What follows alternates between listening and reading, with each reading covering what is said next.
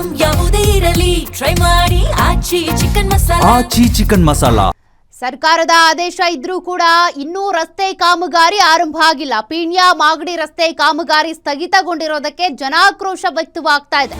ಮಾಜಿ ಶಾಸಕ ಆರ್ ಮಂಜುನಾಥ್ ನೇತೃತ್ವದಲ್ಲಿ ಪ್ರತಿಭಟನೆ ಮಾಡಿ ಆಕ್ರೋಶ ಹೊರಹಾಕ್ತಿದ್ದಾರೆ.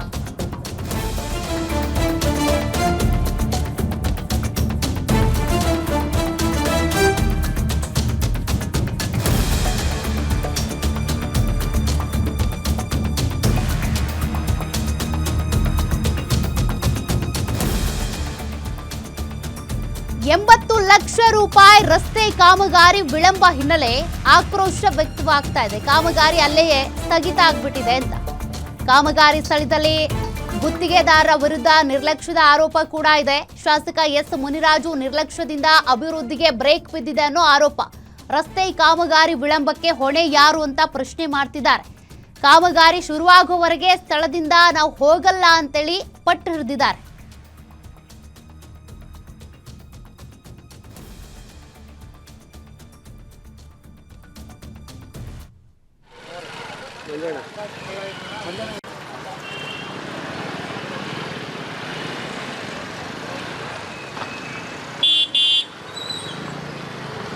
ಸರ್ಕಾರ ರಸ್ತೆ ಕಾಮಗಾರಿಗೆ ಅನುಮೋದನೆ ಕೊಟ್ಟರೂ ಕೂಡ ಗುತ್ತಿಗೆದಾರ ಇನ್ನೂ ಕೆಲಸ ಆರಂಭ ಮಾಡಿಲ್ಲ ಅಂತ ಹೇಳಿ ದಾಸರಳ್ಳಿಯ ಮಾಜಿ ಶಾಸಕರಾದ ಆರ್ ಮಂಜಣ್ಣನವರು ಇವತ್ತೇನು ಈ ಒಂದು ಕಾಮಗಾರಿಯ ಸ್ಥಳಕ್ಕೆ ಬಂದು ಪ್ರತಿಭಟನೆ ಮಾಡ್ತಾರಂಥದ್ದು.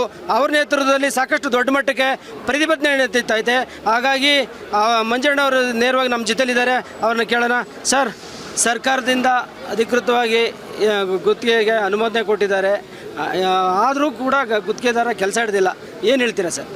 ಈಗ ನಾನು ಪ್ರತಿಭಟನೆ ಅಲ್ಲ, ನಾನು ಇಲ್ಲಿ ಅವ್ರ ಲ್ಯಾಂಡ್ ಅವತ್ತಿನ ದಿವಸ ಸುಮಾರು 4 ವರ್ಷದ ಹಿಂದೆ ಸುಮಾರು 25-30 ಕೋಟಿ ರೂಪಾಯಿ ಆಗಂಥ ಬೆಳೆ ಬಾಳೋಂಥ ಜಾಗ ಇವತ್ತು ಈ ಕ್ಷೇತ್ರದ ಜನಕ್ಕೆ ಅವರು ಸಹಾಯ ಮಾಡಿರು. ಏನೋ ನಾವೆಲ್ಲ ಬಂದು ಕೇಳ್ಕೊಂಡು ಮಾಡಿದ್ರು. ಅಂದರೆ 20 ಅಡಿ ರಸ್ತೆ ಇದ್ದಿದ್ದನ್ನ ಅವ್ರದ್ದು ಆ ಕಡೆ ಈ ಕಡೆ ಅವ್ರದ್ದೇ ಸ್ವಂತ ಜಾಗಗಳು ಈ ಊರಿನವ್ರವರು ಅದು ಹೊಡೆದ್ಬಿಟ್ಟು 40 ಅಡಿ ರಸ್ತೆ ಮಾಡಿಕೊಟ್ರು. ಆಗಲ 40 ಅಡಿ ಉದ್ದ 400 ಅಡಿ ಮಾಡಿಕೊಟ್ರು. ಅವತ್ತು ಮಾಡಿಕೊಟ್ಟವರು ಇವತ್ತಿನವ್ರಿಗೆ ಅವತ್ತೇನು ಹೇಳಿದ್ರು, ಅವತ್ತು ನಾನು ಹೇಳಿದ್ದೆ, ಅವತ್ತು ಆ ಜಾಗಕ್ಕೆ TDR ನಾನು ಮಾಡಿಸ್ಕೊಡ್ತೀನಿ ಸರ್ಕಾರದಿಂದ ಅಂತ ಹೇಳಿ ಮಾಡಿ ಪಾಪ ಅವ್ರಿಗೆ ಎಲ್ಲರಿಗೂ ಒಪ್ಪಿಸಿ ಮಾಡಿಸ್ದೆ. ಅವರು ಬಿಟ್ಟರು. ಅವತ್ತು ಬಿಟ್ಟಾದಮೇಲೆ TDR ಫೈಲ್ ನಾನು ಯಾವತ್ತು ಎಲೆಕ್ಷನ್ನಿಂದ ನಮ್ದು ಹಿನ್ನಡೆ ಆದಮೇಲೆ ಆ ಫೈಲ್ ಎಲ್ಲಿ ಬಿದ್ದದೋ ಗೊತ್ತಿಲ್ಲ. ಜಾಗಕ್ಕೆ ಒಂದು ಬಾಂಡ್ಲಿ ಜಲ್ಲಿ ಹಾಕಿಲ್ಲ. ಇವತ್ತು ಜನ ಲಕ್ಷಾಂತರ ಜನ ಬೆಳಗಿನ ಸಾಯಂಕಾಲ ತಗ ಓಡಾಡ್ತಾರೆ. ಇಲ್ಲಿ ಬಿದ್ದು ಎದ್ದು ಆ ಮಕ್ಕಳು, ಸ್ಕೂಲ್ ಮಕ್ಕಳು, ಇಲ್ಲೆಲ್ಲ ವ್ಯಾನ್ಗಳು ಸುಮಾರು ಹೋಗ್ತಾರೆ. ಇಲ್ಲಿ ತಡೆಯೋಕೆ ಆಗ್ತಾ ಇಲ್ಲ. ಇಲ್ಲಿ ಪಾಪ ಮನೆಯವರು ಜಾಗ ಬಿಟ್ಟಿರೋರ ಗತಿ ನರಕ ಆಗಿದೆ. ಅವ್ರು ಬಂದು ಹೇಳಿರು ಅವತ್ತು ನಿಮ್ಮೊಂದು ಮಾತಿಗೆ ನಾವು ಅವ್ರ ಮನೆಯವರೆಲ್ಲ ಅವ್ರ ಕುಟುಂಬವರು ಹೇಳಿರು, ದಯಮಾಡಿ ನೀವು ಬೇಜಾರು ಮಾಡ್ಕೊಂಬೇಡಿ, ನಾವಂತೂ ಜಾಗ ಕೊಡೋದಿಲ್ಲ. ನಾವು ನಮ್ಮ ಜಾಗ, ನಮ್ಮ ತಾತನ ಸೊತ್ತು, ಹಿಡುವಳಿ ಜಾಗ, ನಾವು ಕಲ್ಲು ಉಣ್ಕೊಂತೀವಿ. ನಾವು ಹಂಗೂ ಏನೋ ನಾವು ಮಾಡಿದ್ವಿ, ನೀವು ಅದಕ್ಕೆ ಬರ್ರಿ, ಸಪೋರ್ಟಿಗೆ ಬರಲಿಲ್ಲ ಅಂದರೆ ನಾವು ಕೋರ್ಟ್ ಸ್ಟೇ ತಂದು ನಾವು ಬಿಸಾಕ್ತೀವಿ, ಆಮೇಲೆ ನಮಗೆ ಗೊತ್ತದೆ ನಾವು ಮಾಡ್ಕೊಳೋದು ಅಂದರು. ನಾನು ಅದಕ್ಕೆ ಬೇಡ ಅಂತ ಹೇಳ್ಬಿಟ್ಟು ನಾನು ಮೊನ್ನೆ ಲಾಸ್ಟು ಒಂದು 15 ದಿವಸದಿಂದನೇ ಅಧಿಕಾರಿಗಳಿಗೆ ನಾನು ಹೇಳಿದೆ, ನಾನು ದಯಮಾಡಿ ನೋಡಿ ಈ ಥರ ಇದೆ, ಮೊದಲು ಹೋಗಿ ಸೆಟ್ರೇಟ್ ಮಾಡಿ ಅಂತ. ಇವತ್ತಿನವರೆಗೂ ಯಾರು ಒಬ್ಬ ಎ ಆಗಲಿ ಇಂಜಿನಿಯರ್ ಆಗಲಿ ಯಾರು ಕರೆಸಿ ಅವ್ರಿಗೆ ಮಾತಾಡಿಲ್ಲ. ಆದ್ದರಿಂದ ಇವತ್ತು ಅವರು ನಾನು ಬರಲಿಲ್ಲ ಅಂದರೆ ಅವರು ಕಲ್ಲು ಉಣೋರು, ಎಲ್ಲ ಕಲ್ಲು ಚಪ್ಪಡಿ ಉಣ್ಕೊಳೋರು. ಅದೇನೇ ಆಗಲಿ ಅವ್ರ ಮನೆಯವ್ರು ಬಂದು ಬೀದಕ್ಕೆ ಬಿಡ್ತಾರೆ ಅವ್ರ ಜಾಗ. ಇವತ್ತು ಒಂದು ಅಡಿ 15-20 ಸಾವಿರ ರೂಪಾಯಿ ಅಡಿ ಇದೆ, ಯಾರು ಬಿಡ್ತಾರೆ? ಅಂಥ ಜಾಗ ಬಿಟ್ಟಾಗ ಇವ್ರು ಹೆಂಗೆ ನಡ್ಕೊಬೇಕು? ಇವತ್ತು ನಾನು ಬರಲಿಲ್ಲ ಅಂದರೆ ಊಣೋರು. ಸುಮ್ಮನೆ ಲ್ಯಾಂಡ್ ಆರ್ಡ್ರ್ ಪ್ರಾಬ್ಲಮ್ ಆಗಬಾರ್ದಲ್ಲ ಅಂತ ಹೇಳ್ಬಿಟ್ಟು ನಾನು ಬಂದು ರಿಕ್ವೆಸ್ಟ್ ಮಾಡಿ ಕಮಿಷನ್ರಿಗೂ ಹೇಳಿದ್ದೀನಿ, ಇಂಜಿನಿಯರ್ಗೆ ಹೇಳಿದ್ದೀನಿ, ಇನ್ನೂ ಯಾರೂ ಬಂದಿಲ್ಲ. ಬರೋತಕ್ಕಂತೂ ನಾವು ಹೋಗಲ್ಲ.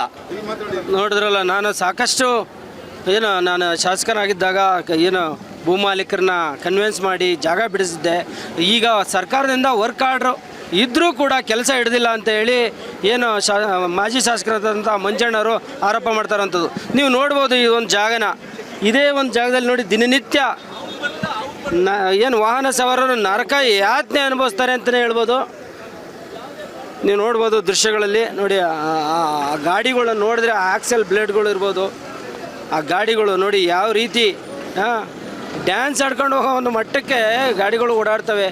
ಹಾಗಾಗಿ ಸಾಕಷ್ಟು ಹರಸಾಹಸ ಪಟ್ಟು ಈ ಒಂದು ರಸ್ತೆಯನ್ನು ಅಭಿವೃದ್ಧಿ ಮಾಡೋ ನಿಟ್ಟಿನಲ್ಲಿ ಏನು ಇಲ್ಲಿನ ಭೂ ಮಾಲೀಕರನ್ನ ಕನ್ವಿನ್ಸ್ ಮಾಡಿ ಇಲ್ಲೊಂದು 300ರಿಂದ 500 ಮೀಟ್ರ್ ಡಿಸ್ಟೆನ್ಸಲ್ಲಿ ಸರ್ಕಾರದಿಂದ ಅನುದಾನ ತಂದು ಎಲ್ಲ ರೀತಿ ಪ್ರಯತ್ನ ಮಾಡಿದ್ರೂ ಕೂಡ ಈಗ ಗೆದ್ದಂಥ MLA ಮುನ್ರಾಜ್ ಅವರು ಈ ಕಡೆ ಗಮನ ಹರಿಸ್ತಿಲ್ಲ ಅಂತ ಹೇಳಿ ಮಾಜಿ ಶಾಸಕರಾದ ಮಂಜುನಾಥ್ ಅವರು ಆರೋಪ ಮಾಡ್ತಾರಂಥದ್ದು. ಮೂರ್ತಿ, ಗ್ಯಾರಂಟಿ ನ್ಯೂಸ್, ದಾಸರಳ್ಳಿ.